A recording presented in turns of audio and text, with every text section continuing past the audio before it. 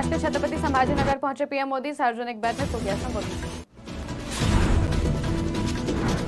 अमित शाह ने घुसपैठियों के खिलाफ कड़े कानून का किया वादा, 20 नवंबर को ईवीएम पर कमल का बटन दबाने के लिए। प्रयागराज के प्रदर्शनकारी छात्रों की बड़ी जीत, आरओ परीक्षा स्थगित।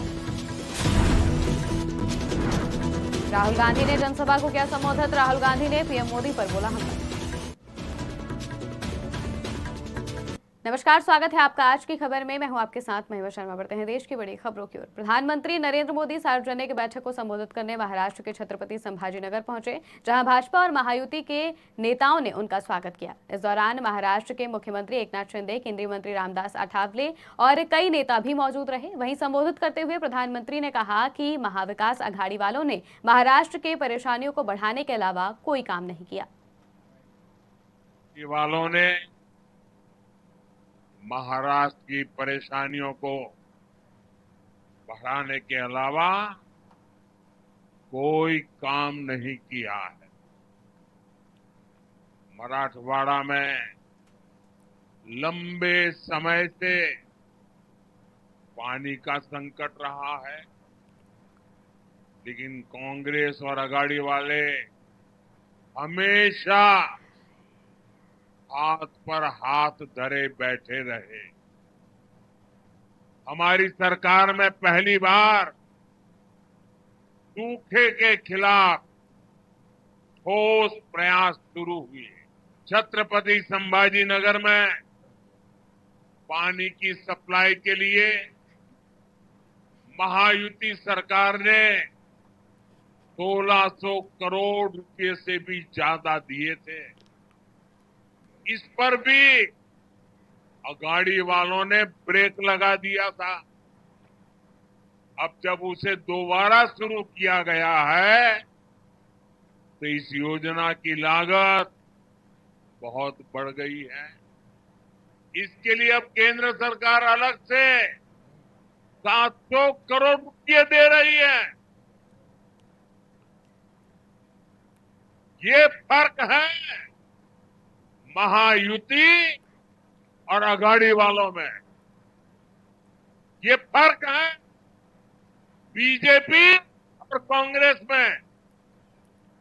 आप मुझे बताइए, महाराष्ट्र में सरकार पानी और सूखे से मुक्ति दिलाने वाली होनी चाहिए।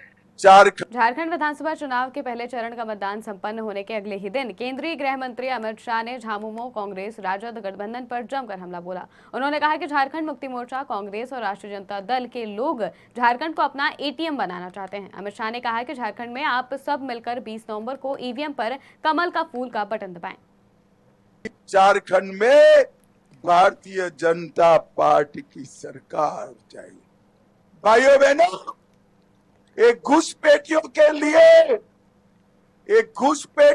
लिए हेमंत सोरेन हमारे आदिवासियों का अपमान करते हैं, हमारे पिछड़ा वर्ग का अपमान करते हैं, और उन्होंने तय किया है, उनकी सरकार आई, कांग्रेस ने तय किया है, इनकी सरकार आई तो मुसलमानों को आरक्षण देंगे। आरक्षण, अगर मुसलमानों को आरक्षण देना है तो किसका काट कर देंगे?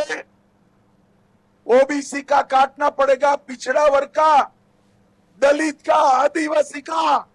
मुझे बताओ झारखंड के युवाओं, क्या आप इसको काटने में सहमत हो? क्या जोर से बोलो, सहमत हो क्या? हेमंत बाबू, आपकी जो मंशा हो, भाजपा का एक भी विधायक है, पिछड़ा वर्ग के आरक्षण को हम नहीं जाने देंगे। नहीं। प्रयागराज में कई दिनों से चल रहा छात्रों का प्रदर्शन आखिरकार रंग लाया। उत्तर प्रदेश लोक सेवा आयोग ने छात्रों की मांगें मान ली है। आरओ परीक्षा स्थगित कर दी गई है और यूपी पीसीएस प्रारंभिक परीक्षा एक ही शिफ्ट में कराने का फैसला लिया गया है। परीक्षा में लागू नॉर्मलाइजेशन प्रक्रिया को भी आयोग ने हटा दिया है। अब पीसीएस प्री परीक्षा 1 डे 1 शिफ्ट में होगी। आयोग 1 से 2 दिन में इन दोनों परीक्षाओं की नई डेट जारी कर सकता है। महाराष्ट्र के नंदुरबार में जनसभा को संबोधित करते हुए कांग्रेस सांसद राहुल गांधी ने संविधान और आदिवासी के मुद्दे पर बीजेपी पर बड़ा हमला बोला है। राहुल गांधी ने कहा कि ये चुनाव दो अहम विचारधारा की लड़ाई है। कांग्रेस इंडिया गठबंधन का कहना है कि देश को संविधान के माध्यम से चलाना चाहिए, जबकि बीजेपी वाले संविधान को कोरा कहते हैं। हिंदुस्तान का इतिहास, हिंदुस्तान की हिस्ट्री, हिंदुस्तान की जनता की आत्मा इस किताब में है और कांग्रेस पार्टी इस किताब की रक्षा कर रही है। हम सब मिलकर, हमारे कार्यकर्ता इस किताब की रक्षा करते हैं और बीजेपी के लोग, आरएसएस के लोग सामने से नहीं कह सकते, मगर छुपकर बंद कमरों में अंबेडकर जी के संविधान को खत्म करने की कोशिश करते हैं। हिंदुस्तान का इतिहास। आज 14 नवंबर है। आज देश के पहले प्रधानमंत्री पंडित जवाहरलाल नेहरू की 135वीं जयंती है। इस मौके पर कांग्रेस के महासचिव प्रियंका गांधी वाड्रा कांग्रेस के अन्य नेताओं के साथ पंडित नेहरू के समाधि स्थल शांतिवन पहुंची और देश के प्रथम प्रधानमंत्री की 135वीं जयंती पर उन्हें श्रद्धा सुमन अर्पित कर उन्हें श्रद्धांजलि अर्पित की। कांग्रेस महासचिव ने सोशल मीडिया एक्स पर एक पोस्ट भी शेयर किया, जहां उन्होंने लिखा कि दुनिया में जितनी भी बुराइयां हैं, डर उन सब की बुनियाद है।